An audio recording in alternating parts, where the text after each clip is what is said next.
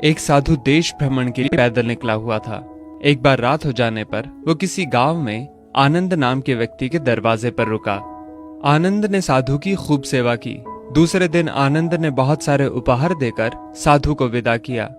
साधु ने आनंद के लिए प्रार्थना की, भगवान करे तू दिनों दिन बढ़ता ही रहे। साधु की बात सुनकर आनंद हंस पड़ा और बोला, अरे महात्मा जी, जो है ये भी नहीं रहने वाला। साधु आनंद की ओर देखता रह गया और वहां से चला गया। 2 वर्ष बाद साधु फिर आनंद के घर आया और देखा कि सारा वैभव समाप्त हो गया है। पता चला कि आनंद अब बगल के गांव में एक जमींदार के यहाँ नौकरी करता है। साधु आनंद से मिलने गया। आनंद ने अभाव में भी साधु का स्वागत किया। झोपड़ी में फटी चटाई पर बिठाया, खाने के लिए सूखी रोटी दी। दूसरे दिन जाते समय साधु की आंखों में आंसू थे। साधु कहने लगा, हे भगवान, ये तूने क्या किया? आनंद पुनः हंस पड़ा और बोला, महाराज, आप क्यों दुखी हो रहे हैं? महापुरुषों ने कहा है कि भगवान इंसान को जिस हाल में रखे, इंसान को उसका धन्यवाद करके खुश रहना चाहिए। समय सदा बदलता रहता है और सुनो, ये भी नहीं रहने वाला। साधु मन ही मन सोचने लगा, मैं तो केवल भेष से साधु हूं, सच्चा साधु तो तू ही है आनंद। कुछ वर्ष बाद साधु फिर यात्रा पर निकला और आनंद से मिला तो देखकर हैरान रह गया कि आनंद अब तो जमींदारों का जमींदार बन गया है। मालूम हुआ कि जिस जमींदार के यहाँ आनंद नौकरी करता था वो संतान विहीन था।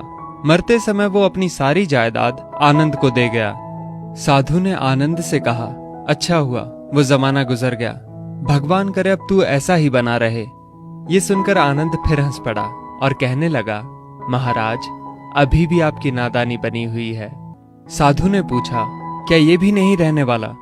आनंद ने उत्तर दिया, हाँ, या तो ये चला जाएगा या फिर इसको अपना मानने वाला ही चला जाएगा।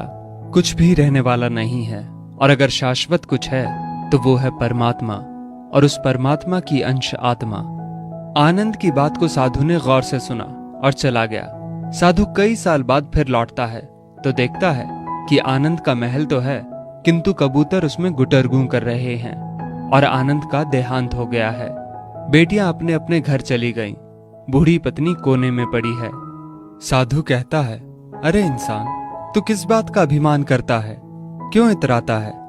यहाँ कुछ भी टिकने वाला नहीं है। दुख या सुख कुछ भी सदा नहीं रहता। तू सोचता है पड़ोसी मुसीबत में है और मैं मौज में हूं, लेकिन सुन, ना मौज रहेगी और ना ही मुसीबत। सच्चे इंसान वे हैं जो हर हाल में खुश रहते हैं। मिल गया माल तो उस माल में खुश रहते हैं, और हो गए बेहाल तो उस हाल में खुश रहते हैं। साधु कहने लगा, धन्य है आनंद तेरा सत्संग, और धन्य है तुम्हारे सतगुरु। मैं तो झूठा साधु हूं, असली फकीरी तो तेरी जिंदगी है।